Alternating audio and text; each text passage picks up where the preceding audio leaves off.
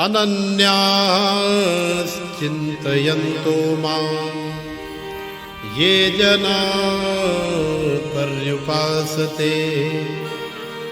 तेषां नित्याभियुक्तानां योगक्षेमं वहाम्यहम्।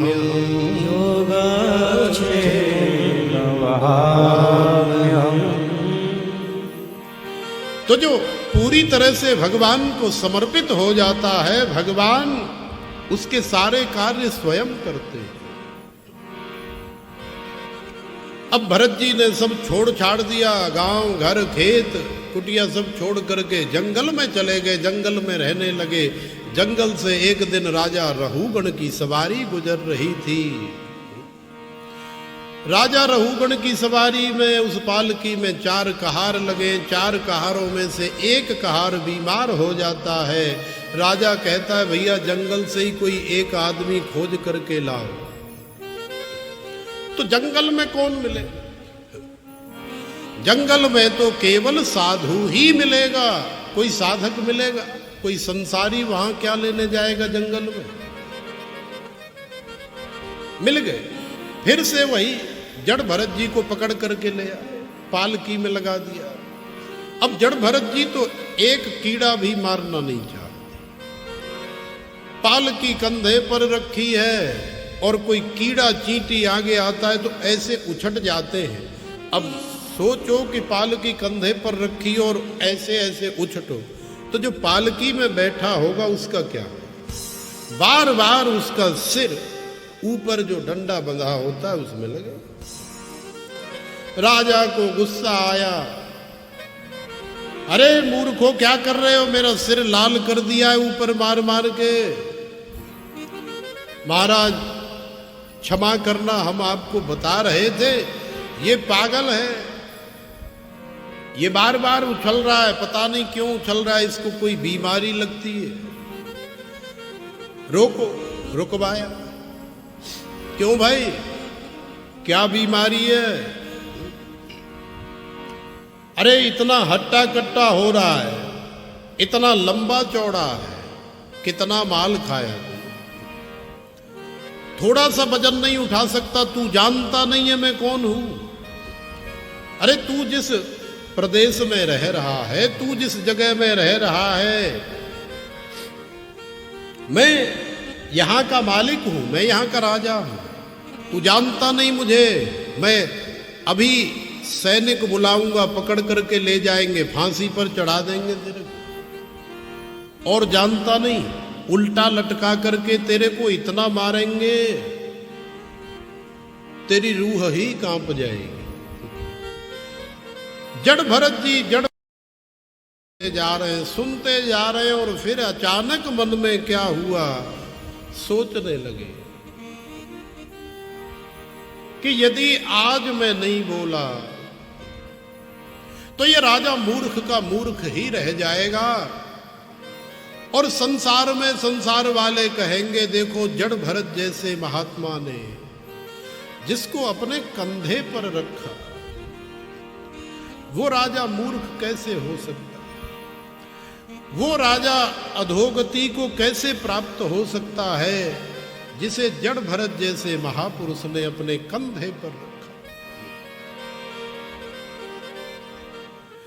आज जड़ भरत जी ने मुंह खोल दिया, आज जड़ भरत जी बोल ऐसा अद्भुत उपदेश दिया राजा, हे राजा, अरे पागल हो तुम, मुझे कैसे मार सकते हो? नैनम छिन्दन्ति शस्त्राणि नैनम दहति पावक न चैनम क्लेदयन्त्यापो न शोषयति मारुत।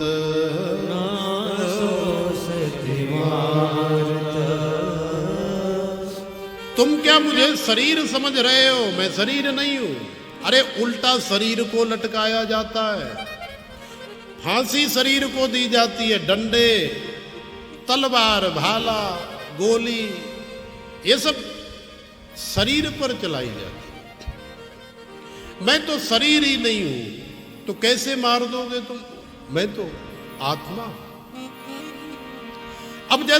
अब ऐसी बात कोई करे तो महाराज सामने वाला हिल जाता। राजा रहुगण हिल गया। सत्संग तो मैंने बहुत सुना, लेकिन ऐसा अद्भुत बाबा आज तक नहीं मिला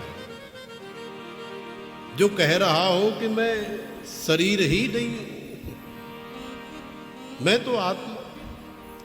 तुम मुझे कैसे मार सकते हो? और तुम कह रहे हो ये हट्टा कट्टा, मोटा लंबा पतला, ये भी तो सब शरीर का ही धर्म है। आत्मा तो न कभी बढ़ती है, न मोटी होती है, न पतली होती है, न लंबी होती है। वो तो जैसी एक जन्म लेने वाले शिशु के अंदर होती है, वैसी की वैसी मृत्यु तक बिल्कुल उसी हवा के आकार की होती है, और कुछ नहीं होता। तो तुम कैसे कह रहे हो कि मैंने बहुत माल खाया? अरे मैंने माल नहीं खाया, माल तो ये शरीर ने खाया।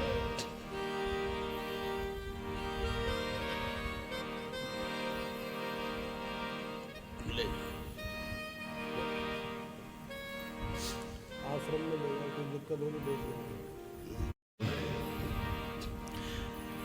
मैं तो शरीर ही नहीं हूं, तुम मुझे कैसे मार दो? अब राजा रहुगण के तो होश उड़ गए महाराज। चरण पकड़ लिए, बाबा जी आप जैसा साधु मुझे जीवन में कभी नहीं, मुझे ज्ञान दीजिए। मैं अपने कान पकड़ता हूं, मैंने आपको बहुत बुरा भला किया। आप तो वास्तव में साधु हैं। मुझे ऐसा अद्भुत ज्ञान चाहिए जिससे इस संसार सागर को मैं पार कर सकूं।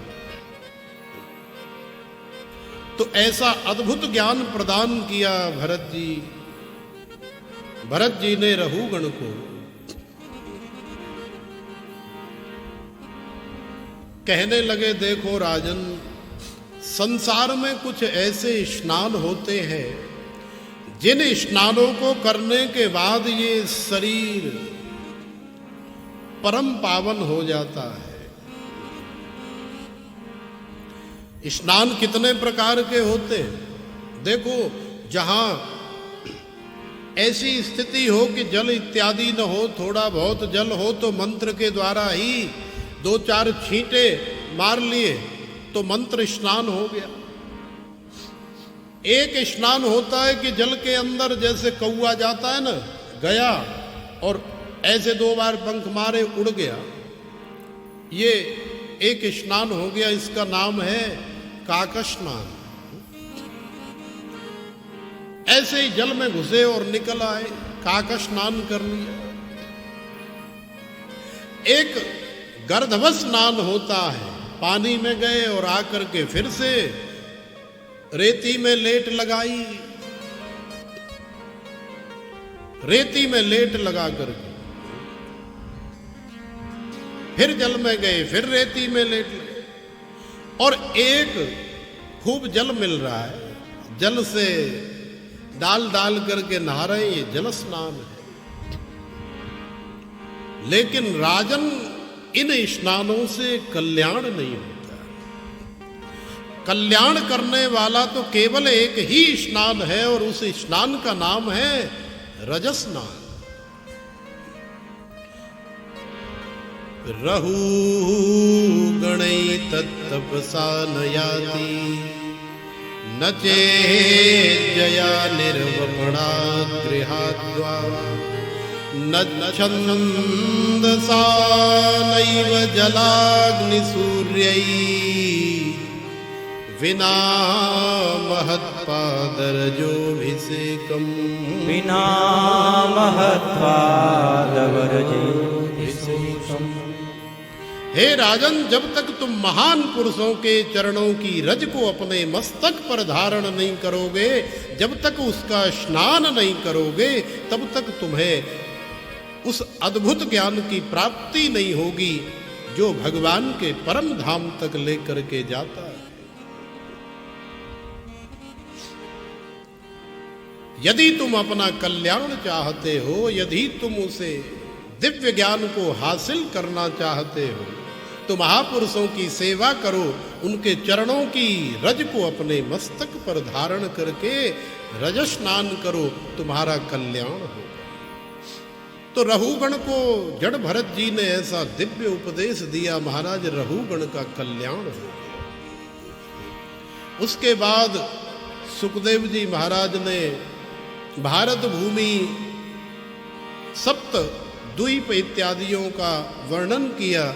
जिस भारत भूमि में आप लोग बैठ करके कथा श्रवण कर रहे हैं, श्रीधाम वृंदावन का, अरे देवता लोग भी भारत भूमि से ईर्ष्या करते हैं। भारत भूमि में जिसे जन्म मिल जाता है, क्योंकि ये कर्म भूमि है, इसी में लोग भगवान को जानते हैं, भगवान की सेवा करते हैं, महत् सेवा करते हैं। अहो अमीसां किम कार्य शोभनम प्रसन्न येषां स्विदुत स्वयं हरि यैर्जन्म लब्धं निसुभारताजिरे मुकुंद सैवोपैकं स्पृहाहिनः मुकुंद सैवोपैकं स्पृहाहिनः। ओह, कितने आश्चर्य की बात है। अरे ऐसा कौन सा पुण्य किया है इन लोगों ने जो भारत भूमि में जन्म मिला, और भारत भूमि में जन्म मिलने के बाद फिर ये वृंदावन आए, गोवर्धन गए, रमण रेती गए। हम तो एक बार वहां कथा सुनने के लिए गए तो सुखदेव जी ने डरा करके भगा दिया। तो देवताओं को ये अधिकार प्राप्त नहीं है कि वो आकर के बैठ करके भगवान की कथा श्रवण कर सके, संतों की सेवा कर सके, भगवान की आरती उतार सके, भगवान को भोग लगा सके। ये अधिकार देवताओं को प्राप्त नहीं है। ये अधिकार केवल भगवान ने मनुष्यों को प्रदान किया है। अरे ऐसा कौन सा पुण्य किया है? इंद्र जब विचार करता है तो इन्होंने ऐसा तो कोई पुण्य किया नहीं। भगवान श्री हरि स्वयं प्रसन्न हुए। प्रसन्न येषां स्विदुत स्वयं हरि। भगवान श्री हरि स्वयं प्रसन्न हुए तो जाकर के भारत में हमें जन्म मिला। और फिर मुकुंद सैवोपैकम स्पृहाहिनः। भगवान मुकुंद, भगवान गोविंद, भगवान बांके बिहारी की सेवा करने का अधिकार केवल मनुष्यों को, हम लोगों को प्राप्त है, देवताओं को भी प्राप्त नहीं है। जब सप्त द्वीपों का, नरकों का सुखदेव जी ने वर्णन किया, महाराज ऐसा करने से ऐसा नरक भोगना पड़ता है, वैसा करने से वैसा कष्ट नरक में भोगना पड़ता है, तो रूह कांपने लगी।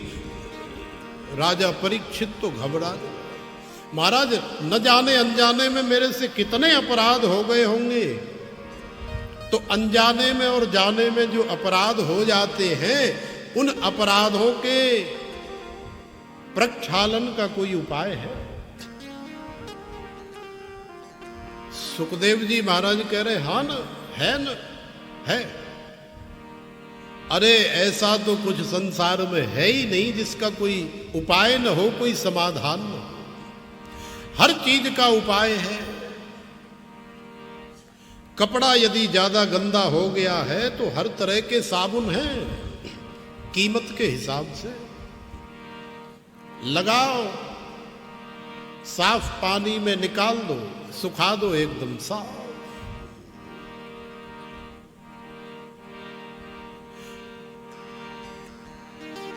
तो राजा परीक्षित कहते हैं, हे गुरुदेव, ये शरीर रूपी कपड़ा यदि गंदा हो गया हो तो इसके लिए कौन सा साबुन लेकर के आऊं?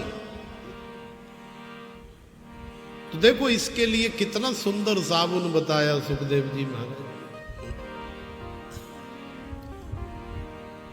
केचित केवलया भक्त्या वासुदेव परायणा अघम धुन्वन्ति कार्ष्णेन निहार मिव भास्कर निहार मिव भास्कर। हे राजन, इसके लिए तो बड़ा सुंदर साबुन है, भक्ति रूपी साधन, भक्ति रूपी साबुन। एक बार इस शरीर रूपी कपड़े में लगाओगे, जन्म जन्मांतर के जो दाग लगे हैं वो दाग सारे धुल जाएंगे। ये शरीर रूपी कपड़ा स्वच्छ हो जाएगा, निर्मल हो जाएगा, साफ सुथरा हो जाएगा। उसके बाद ये पहनने लायक हो जाएगा। भाई गंदा कपड़ा कोई पहनने लायक थोड़ी होता है, स्मेल आती है, देखने में भी अच्छा नहीं लगता। तो जो पापी होता है, शरीर रूपी कपड़ा गंदा पहना, अच्छा नहीं लगता संसार में किसी को। पीछे लोग बहुत बुराई करते हैं, सामने भले डर के मारे कोई कुछ न बोले, लेकिन पीछे बहुत गाली देते हैं। अरे महाराज, इतना गंदा आदमी है, आपको क्या बताऊं? अरे उसकी मत पूछो। तो सुखदेव जी महाराज कहते हैं, हे राजन, भगवान का नाम जिसने अपनी जिह्वा पर धारण कर लिया, ऐसा अद्भुत साबुन है। कितना भी कपड़ा ये गंदा हो गया हो, कितने भी जन्मों के मल इसमें लगे हो, लेकिन स्वच्छ हो जाता है, निर्मल हो जाता है। लघ्वपि भक्ताधिकारे महच्छेपकम अपर सर्वहाना। भगवान का नाम न छोटा होता है न बड़ा होता है। रामन सकहे नाम गुण गाए। भगवान राम भी अगर चाहे तो अपने नाम की महिमा का गान नहीं कर सकते, इतनी महिमा है भगवान के नाम की। ओ भजे गोविंद गोविंद गोपाला, भजे गोविंद गोविंद गोपाला, भजे गोविंद गोविंद गोपाला, भजे गोविंद गोविंद गोपाला। मेरो मुरली मनोहर नंद लाला, मेरो मुरली मनोहर नंद लाला, मेरो मुरली मनोहर नंद लाला, ओ मेरो मुरली मनोहर नंद लाला। भजे गोविंद गोविंद गोपाला, भजे गोविंद गोविंद गोपाला, भजे गोविंद गोविंद गोपाला, भजे गोविंद गोविंद गोपाला। मेरो मुरली मनोहर नंद लाला, मेरो मुरली मनोहर नंद लाला, मुरली मनोहर नंद लाला, मेरो मुरली मनोहर नंद लाला। भजे गोविंद गोविंद गोपाला, भजे गोविंद गोविंद गोपाला, गोविंद गोविंद गोपाला।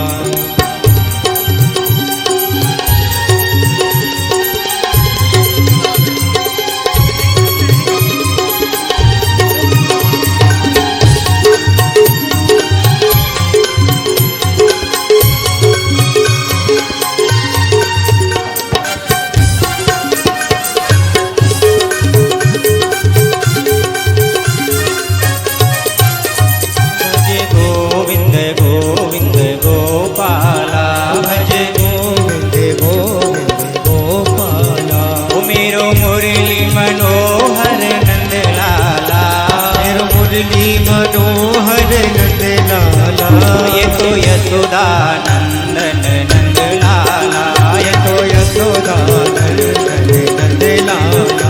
मेरो मुरली मनोहर नंद लाला, मेरो मुरली मनोहर नंद लाला। ओ भजे गोविंद गोविंद गोपाला, भज गोविंद गोविंद गोपाला, ओ भजे गोविंद गोविंद गोपाला, भज गोविंद गोविंद गोपाला। मेरो मुरली मनोहर नंद लाला, मेरो मुरली मनोहर नंद लाला, मेरो मुरली मनोहर नंद लाला, मेरो मुरली मनोहर नंद लाला। भज गोविंद गोविंद गोपाला, भज गोविंद गोविंद गोपाला, भज गोविंद गोविंद गोपाला, भज गोविंद गोविंद गोपाला। मेरो मुरली मनोहर नंद लाला, मेरो मुरली मनोहर नंद लाला, मेरो मुरली मनोहर नंद लाला, मेरो मुरली मनोहर नंद लाला। भगवान के नाम की महिमा अद्भुत है। राम नाम मणिदीप धरो, जी देह हरिद्वार। तुलसी भीतर बाहिर हो, जो चाहस उजियार। गोस्वामी तुलसीदास जी महाराज कहते हैं, भैया इस संसार में ये संसार ही सारा अविद्या रूपी अंधकार से व्याप्त है। हृदय के अंदर भी तो अविद्या और अज्ञान व्याप्त है। तो इस अविद्या और अज्ञान के अंधकार को दूर करने के लिए यदि आप अंदर भी प्रकाश चाहते हो और बाहर भी प्रकाश चाहते हो, तो राम नाम रूपी जो दीपक है उसे अपनी इस जिह्वा रूपी देहली के ऊपर रखो। ऐसा करोगे तो तुम्हें अंदर भी प्रकाश मिलेगा और बाहर भी तुम्हें प्रकाश मिलेगा। तो भगवान के नाम की दवाई, भगवान की भक्ति रूपी दवाई, औषधि, ऐसा सुंदर साबुन बताया। उसके बाद में फिर परीक्षित ने पूछा, हे गुरुदेव, मैं कैसे मानूं आप सही कह रहे हैं? अरे नाम का भी कोई साबुन होता है? बोले हाँ। हम तुम्हें एक दृष्टांत सुनाते तो अजामिली का उपाख्यान श्रवण कराए। आप सब जानते हैं अजामिली कितना बड़ा दुष्ट पापी था। साधुओं के कहने से अपने पुत्र का नाम नारायण रख लिया। अंत समय में गलती से नारायण नारायण कर गया इस मुख से। भगवान के पार्षद आए, इधर से यमराज के दूत आए, दोनों में बड़ी भयंकर लड़ाई। अरे ये तो हमारा आदमी है, वो कह रहे नहीं ये हमारा आदमी। आखिरकार भगवान के पार्षद उसे भगवान के धाम में लेकर के गए और फिर से वापस ले आए। यमराज के दूत चले गए। अब वो सारी लीला अपनी आंखों से देख रहा है। उसने सोचा कि यार गलती से मैंने नाम लिया। मैं तो अपने बेटे नारायण को पुकार रहा था, अरे बेटा नारायण मैं मर रहा हूं मुझे बचा, अरे बेटा नारायण। ये देखो ना कौन से बड़े बड़े जल्लाद मुझे लेने के लिए आए, मुझे बचाओ। तो ये नाम की महिमा नहीं है, ये केवल नामाभास की महिमा है। नामाभास गलती से लिया गया नाम। और यदि वास्तव में मैं नाम लेता तो पता नहीं क्या होता। अगर हृदय से भगवान श्री हरि को पुकारता तो न जाने क्या होता। उसी समय उठ करके जंगल में गया और जंगल में जा करके साधन भजन किया, सारा जीवन वहीं व्यतीत किया। अजामिली के बाद वृत्तासुर इत्यादि का प्रसंग श्रवण कराया। उसके बाद में फिर श्री सुखदेव जी महाराज ने बड़ा ही सुंदर और प्यारा प्रहलाद का चरित्र श्रवण कराया। श्री सुखदेव जी महाराज कहते हैं, हे राजन, कामा क्रोधा भया स्नेहा, भगवान को कैसे भी भजो, लेकिन शर्त यह है कि भजो। अरे काम से भजो, चाहे क्रोध से भजो, चाहे लोभ से भजो, चाहे मोह से भजो, लेकिन भगवान के साथ किसी न किसी प्रकार का संबंध बना लो। और यदि संबंध बना लोगे तो निश्चित रूप से संसार सागर से पार चले जाओ। और यदि भगवान के साथ तुम्हारा किसी प्रकार का कोई संबंध नहीं है तो तुम्हारी रक्षा कौन करेगा, तुम्हारी मदद कौन करेगा? ये साधारण संसार में देखो, रात्रि के 12 बजे आवश्यकता पड़ गई गाड़ी की, कोई बीमार हो गया, हॉस्पिटल ले जाना, अड़ोसी पड़ोसियों से कभी मिले नहीं, बोले चाले नहीं, हिम्मत ही नहीं होगी कि रात के 12 बजे किसी का गेट खटखटाए। भैया पिताजी बीमार हो गए, आपकी कार मिल जाएगी क्या? हिम्मत ही नहीं होगी, क्योंकि कभी राम राम तक नहीं की, संबंध नहीं बनाया, कभी प्यार से प्रेम से मिले ही नहीं। लेकिन जिसके साथ संबंध है, अरे रात्रि का 1, 1:30, 2 क्यों नहीं बजा हो, उसके घर में तो तुम दीवाल चढ़ करके भी कूद जाओगे, ये सोच करके कि ये तो अपना है, संबंध है।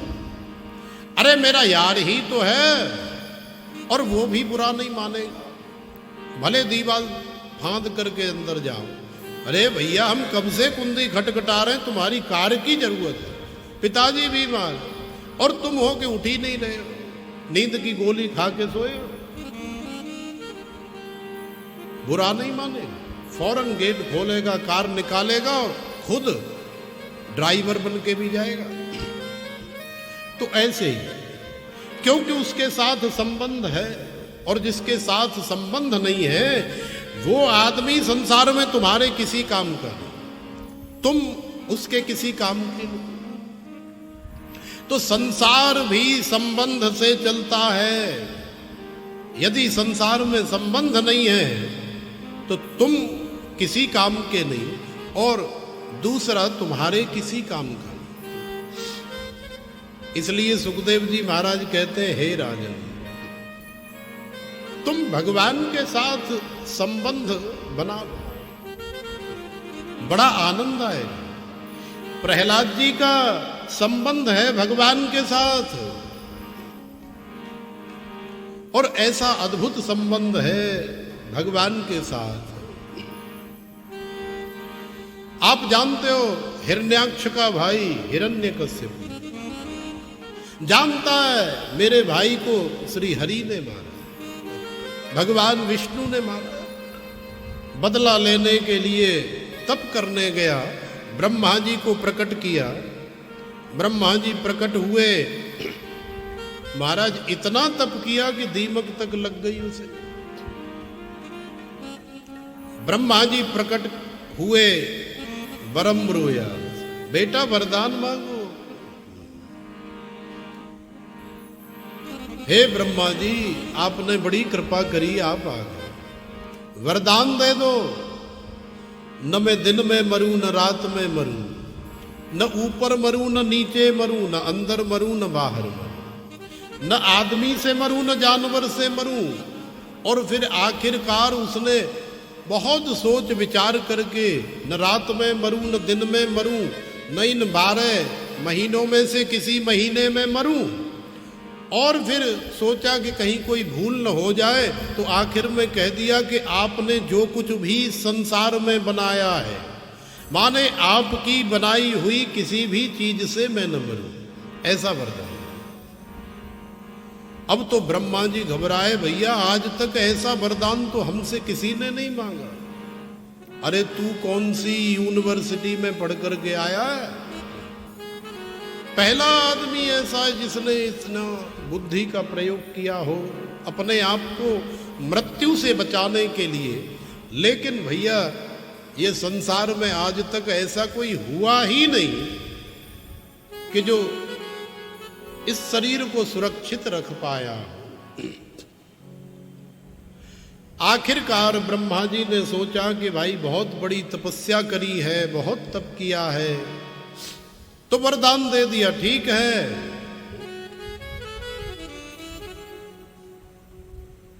ताते में दुर्लभा पुंसाम यान वृणी से वरान मम तथापि वितराम्यंग्य वरान यद्यपि दुर्लभ वरान यद्यपि दुर्लभ। मैं जानता हूं बेटा ये मेरे लिए देना बहुत दुर्लभ है, क्योंकि आज तक ऐसा वरदान न किसी ने मांगा न मैंने दिया, लेकिन अब तूने तप किया है तो देना ही पड़ेगा, और दे दिया। प्रहलाद हिरण्यकश्यपु के पुत्र कृष्ण रूपी ग्रह, एक बार देखो ये जो 9 ग्रह होते हैं,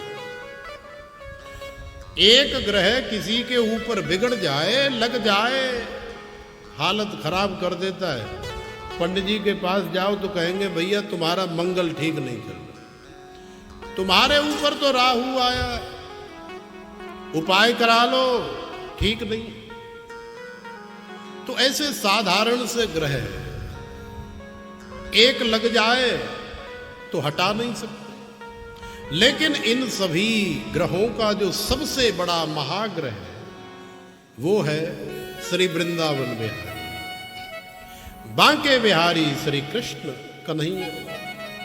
ये ग्रह जिसके जीवन में लग जाए वो इसे चाह करके भी नहीं हटा सकता, वो कभी इसे छोड़ ही नहीं सकता।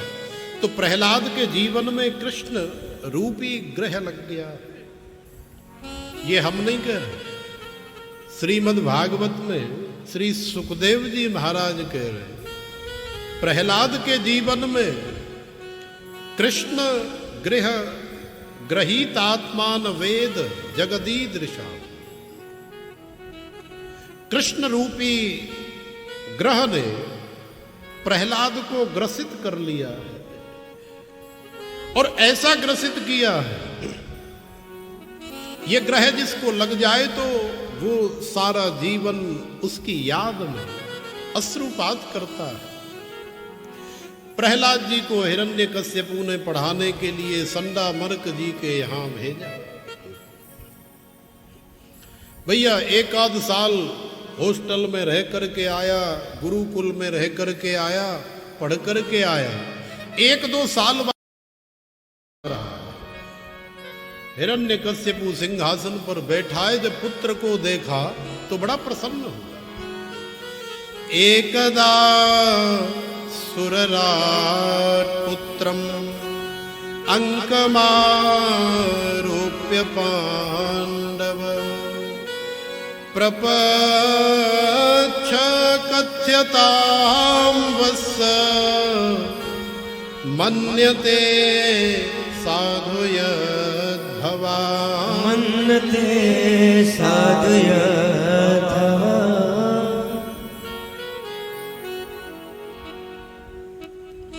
बड़े प्रेम से अंक में भर लिया, हृदय से लगा दिया, बेटा वाह तुम आ गए, अब जरा बताओ हमको क्या क्या पाठ पढ़ाया गुरुजी ने, क्या क्या शिक्षा तुम्हें प्रदान की। तो प्रहलाद जी के मुखारविंद से निकला, हे पिताश्री, मुझे बहुत बढ़िया पाठ पढ़ाया गुरु जी, बड़ी अच्छी शिक्षा प्रदान की। तत् साधु मन्ने सुरवर्य देहिना सदा समुद विघ्न ध्याम राधगा। ये जो संसार है, देखो दो तरह के कुआं होते हैं।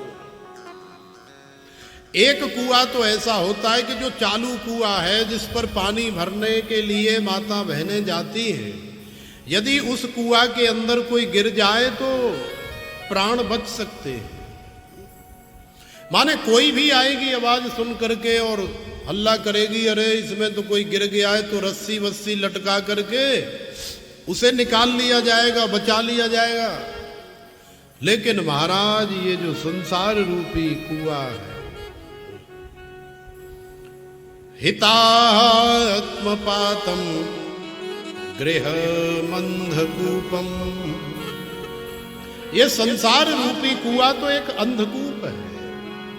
अंधकूप जंगलों में होते हैं जहां कोई जाता ही नहीं, वृक्षों की लता पताओं से भर करके ढक जाते हैं और उनमें कोई गिर जाए तो पता ही नहीं लगता है, उसी में प्राणांत हो जाता है, तड़फ तड़फ के मर जाते हैं, कोई बचाने वाला ही नहीं।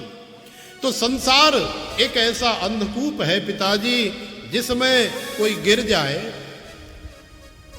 तो फिर निकलना उसका असंभव है। इसलिए संसार में ज्यादा ध्यान मत दो, भगवान श्री हरि का भजन करो। वनम गतो यद्धरिमाश्रयेत। पिताजी अब आपकी अवस्था इस संसार के लायक नहीं।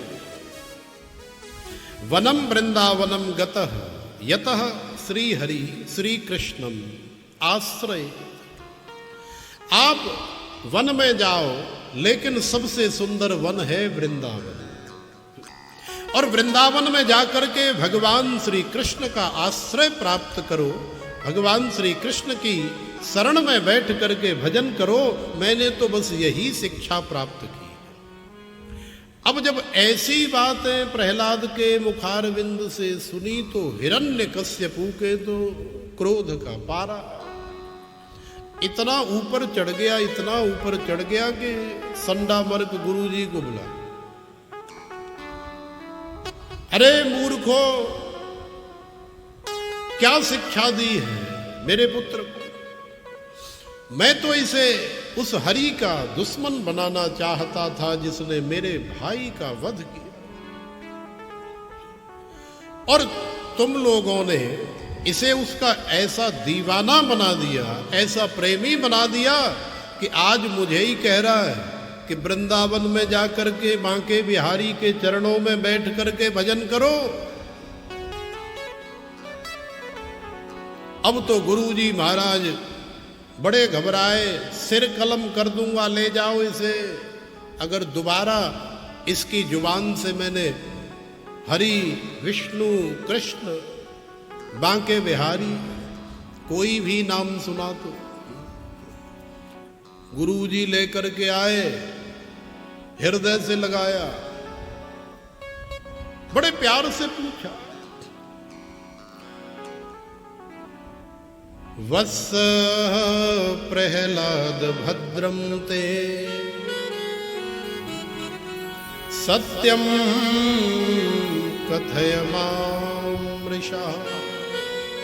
हे बेटा, तू सत्य बताना, हम तुझे मार नहीं रहे, डांट नहीं रहे, फटकार नहीं रहे, लेकिन जो शिक्षा तू अपने पिताजी को दे रहा था वो सब बातें हमने तुझे सिखाई नहीं, पढ़ाई नहीं, क्योंकि ऐसी शिक्षा की व्यवस्था हमारे यहाँ है ही नहीं। तुम्हारे पिताजी का ही तो विद्यालय है, और वो तो हरि के कट्टर दुश्मन है, तो उसके दीवाने की, उसका दीवाना बनाने की शिक्षा यहां असंभव है। तो ये सब शिक्षा तुमने कहां से प्राप्त की? तब जाकर के बताया कि जब पिताजी तपस्या करने गए थे तो नारद जी आए, इंद्र मेरी मैया कयाधु को ले जा रहा था, और नारद जी ने बचाया। तो नारद जी रोज सत्संग करते थे, मेरी मैया को बिठा करके भगवान बांके बिहारी की चर्चा करते थे। तो गर्भ के अंदर ही जैसे अभिमन्यु ने शिक्षा ग्रहण की, वैसे ही मैंने अपनी मां के गर्भ में मैं कृष्ण का ऐसा दीवाना हो गया, मैं कृष्ण का ऐसा प्रेमी हो गया कि इस धराधाम पर आने के बाद मुझे इस संसार में कहीं भी कृष्ण के अतिरिक्त और कुछ दिखाई नहीं दे। 1-2 साल बाद फिर से शिक्षा लेकर के आए। आओ बेटा, हृदय से लगाया, फिर पूछा क्या पढ़ा? पिताजी अब की बार तो मैं बड़ा सुंदर उपदेश सीख करके आया। क्या? श्रवणम कीर्तनम विष्णु स्मरणम पाद सेवनम अर्चनम वंदनम दास्यम सख्यम आत्मनिवेदनम। सख्यम आत्मनिवेदनम। हे पिताजी, मैं अब की बार सीख करके आया हूं कि भगवान के भक्त 4 प्रकार के होते हैं और भगवान की भक्ति मुख्य रूप से 9 प्रकार की होती है। नवधा भक्ति का उपदेश कर रहे हैं हिरण्यकश्यप भगवान श्री हरि की। सबसे पहली भक्ति है श्रवण, जो आप बैठ करके कर रहे हैं, और दूसरी भक्ति है जो आप भजन और कीर्तन के माध्यम से कर रहे हैं, श्रवणम कीर्तनम। तीसरी भक्ति है भगवान श्री हरि का स्मरण। जब उनकी कोई कथा होती है तो हृदय में उनका स्मरण है, स्मृति में बांके बिहारी नाचते हैं। और चौथी भक्ति है पाद सेवन, भगवान के चरणार बिंदु की सेवा कर। और फिर अर्चनम वंदनम दास्यम सख्यम आत्म निवेदनम। ये 9 प्रकार की भक्ति का विवेचन किया प्रहलाद जी ने। तो महाराज हिरण्यकश्यपु बहुत क्रोधित हुआ। हिरण्यकश्यपु को पता लग गया कि शायद अब ये ऐसे मानेगा नहीं, इसे समाप्त करना पड़ेगा, मारना पड़ेगा, क्योंकि ये तो बिहारी जी के प्रेम में ऐसा दीवाना हो गया है, ऐसा पागल हो गया कि इसे तो बिहारी जी के अलावा संसार में कुछ नजर ही नहीं है। देखो भाई, आज आप लोग जानते हैं ना कि रसगुल्ले की कथा है, तो आज रस का रसास्वादन किए बिना कोई रहना नहीं। अगर किसी के मन में नित्य इत्यादि करने की इच्छा हो तो शर्म करने की जरूरत नहीं है। अब जैसे ही कथा में भजन कीर्तन हो तो थोड़ा नित्य कर लेना चाहिए भगवान का भजन। तो हिरण्यकश्यपु प्रहलाद को मारने के बहुत प्रयास करता है और आखिरकार फिर विद्यालय में जहां पर पढ़ाई हो रही है वहीं पहुंच जाता है। जब सारे प्रयास फेल हो जाते हैं पकड़ लेता, आज देख तेरे लिए मैंने बहुत उपाय किए लेकिन बार बार तू बचा, लेकिन आज मेरे हाथ से तुझे कौन बचाए। बुला बुला, तू बहुत हरी हरी करता है, तू बहुत मुझे वृंदावन भेजता है, बहुत बिहारी जी को याद करता है। बुला आज अपने बिहारी जी को। आज मैं भी देखता हूं तेरा बिहारी जी कहां है।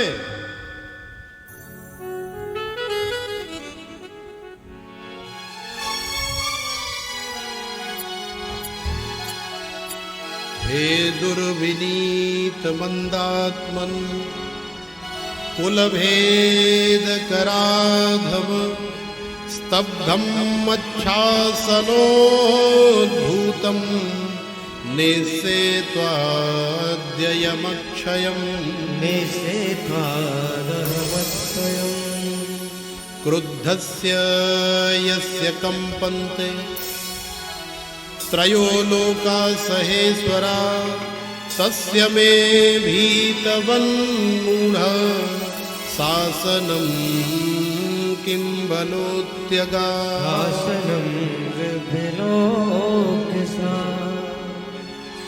अरे दुर्विनीत, अरे कुलभेदी,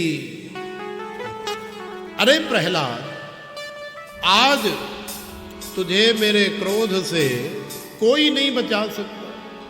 बता तेरा भगवान कहाँ है? पिताजी, आप ये जो इतनी जोर जोर से चिल्ला रहे हैं ना, मुझे तो आपकी इस आवाज में भी वो बांके बिहारी नजर आ रहे हैं।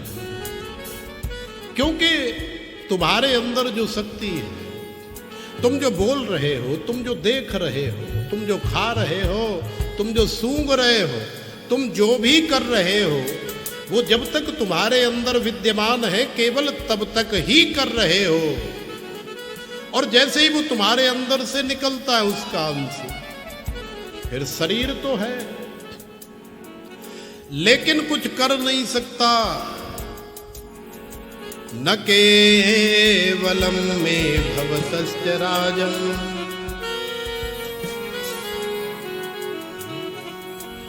न केवलं मे भवतश्च राजन् स वै बलं बलिनां चापरेषां परे वरेमि स्थिरजङ्गमाये ब्रह्मादयो ये नवसं प्रणीता ब्रह्मादयो ये दृषणं प्रणीता। हे पिताजी, आपको ब्रह्मा के वरदानों का बल है, लेकिन मेरे प्रभु तो, मेरे बिहारी जी तो ब्रह्मा जी को भी बल प्रदान करने वाले हैं। आप तो ब्रह्मा से वरदान पाकर के इतने बलशाली हुए, लेकिन ब्रह्मा जो दुनिया को वरदान देता है उसके पास जो बल आता है आप जानते हैं, उसे बिहारी जी भगवान श्री हरि ही तो प्रदान करते। अरे तू ज्यादा बोल लो, सीख गयो लाला।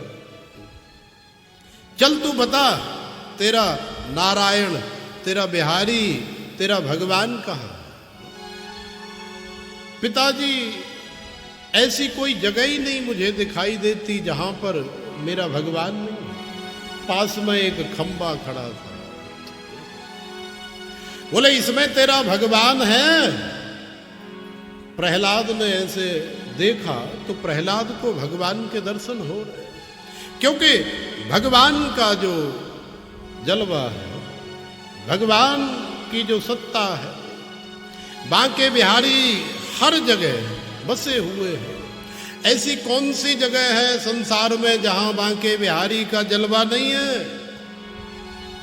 कोई कह सकता है कि ऐसी ये जगह है? मेरे बांके बिहारी सवरिया तेरा जलवा कहाँ पर नहीं है।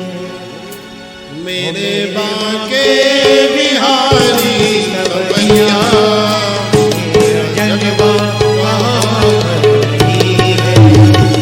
मेरे बांके बिहारी सवरिया तेरा जलवा कहाँ पर नहीं है। मेरे बांके बिहारी सवरिया तेरा जलवा कहाँ पर नहीं है। नहीं है तेरा जलवा कहाँ पर नहीं है। तेरा दर्शन उसी को हुआ है। तेरा दर्शन उसी को हुआ है। तेरा दर्शन उसी को हुआ है। तेरा दर्शन उसी को हुआ है।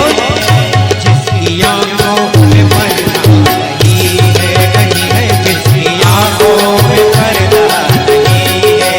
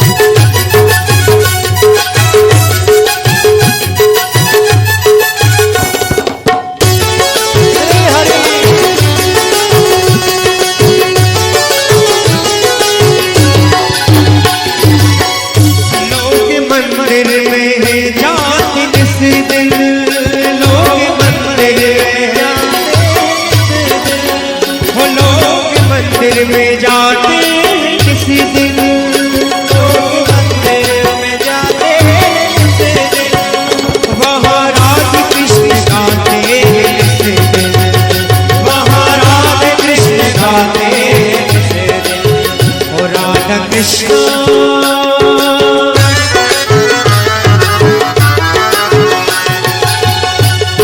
कृष्णा तो मन में बसे हैं, राधा कृष्णा तो मन में बसे हैं, ये किसी को पता नहीं है, ये किसी को पता नहीं है। ओ मेरे बाके बिहारी सवरिया, मेरे बाके बिहारी सवरिया, तेरा जलवा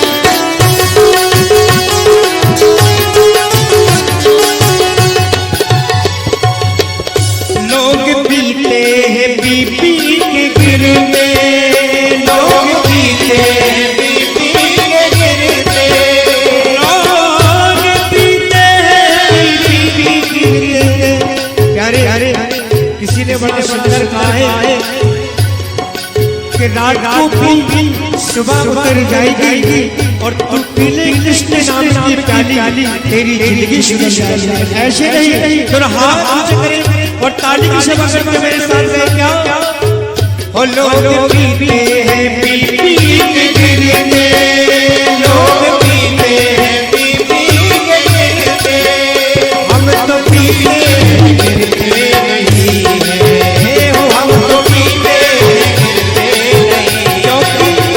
हम तो पीते हम तो पीते हम तो पीते सत्संग का प्याला, हम तो पीते सत्संग का प्याला, कोई अंगूरी मदिरा नहीं है, कोई अंगूरी नहीं है, कोई अंगूरी मदिरा नहीं है,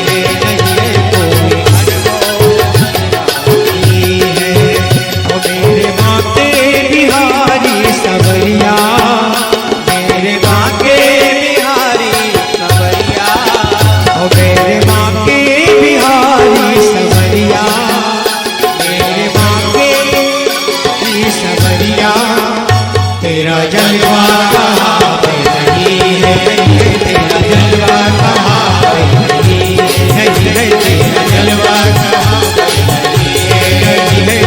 जलवा कहाँ नहीं है।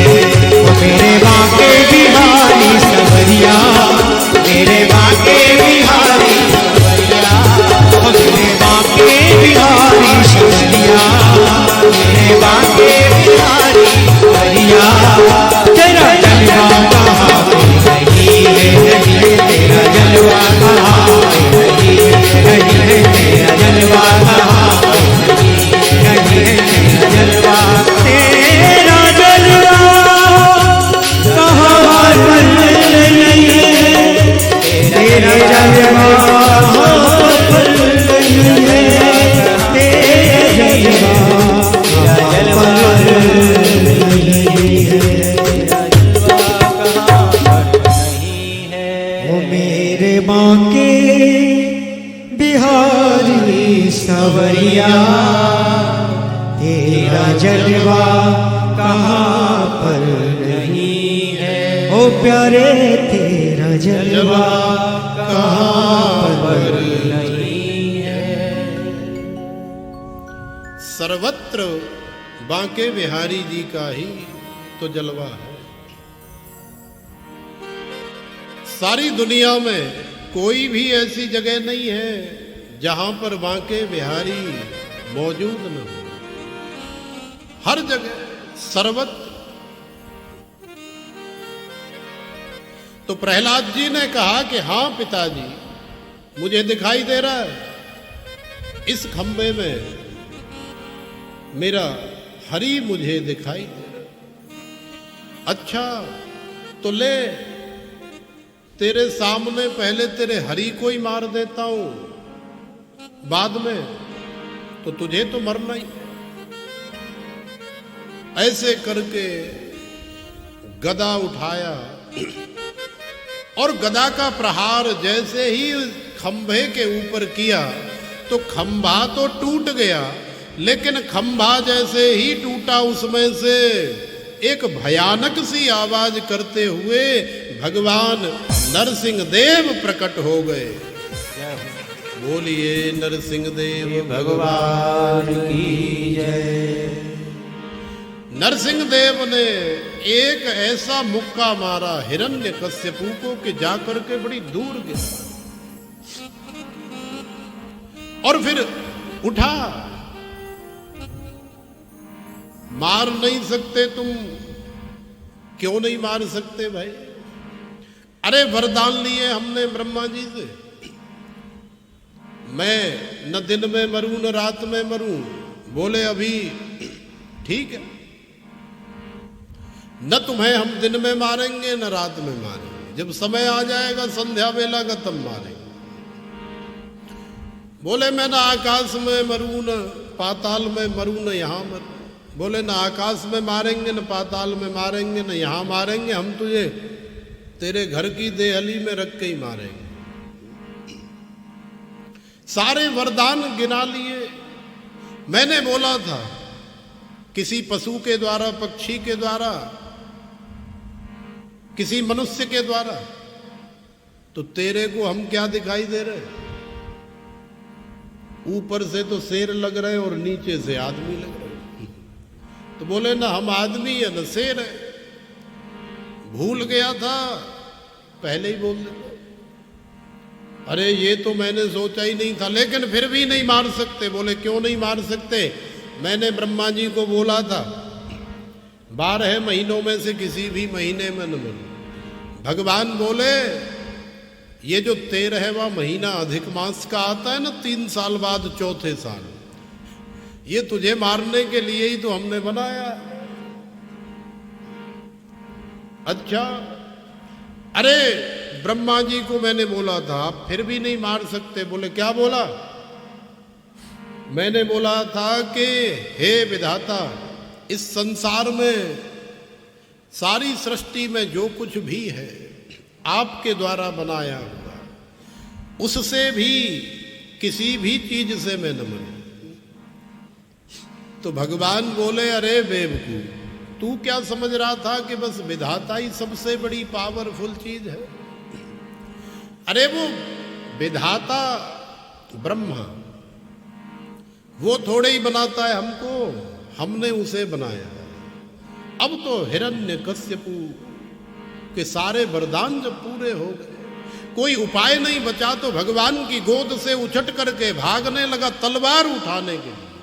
इतनी देर में तो भगवान ने, अब आधे तो शेर है ना, और शेर के कैसे पंजे होते आप लोगों ने कभी देखा होगा। टीवी में तो सब देखते ही, कई लोग तो लाइव देखते हैं, चिड़िया घरों में जाकर के जंगलों में सफारी करते। तो शेर रूपी नरसिंह भगवान ने पंजों से पकड़ करके और ऐसे रख लिया, और जब समय आया तो भट से दहाड़ते हुए उसके पेट में ऐसे पंजे मारे और ऐसे चीर करके हिरण्यकश्यपु का प्राणांत हो गया। उसका उद्धार कर दिया भगवान नरसिंह देव ने, और उसकी आंतड़ियां निकाल करके अपने कंठ में धारण कर। बोलिए श्री नरसिंह देव भगवान की जय।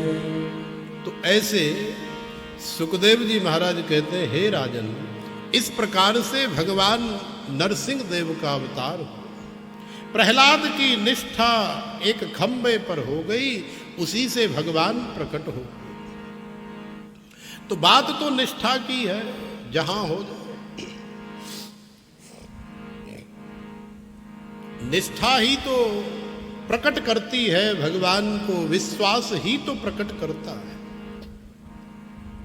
उसके बाद में प्रहलाद ने भगवान का कोप शांत किया,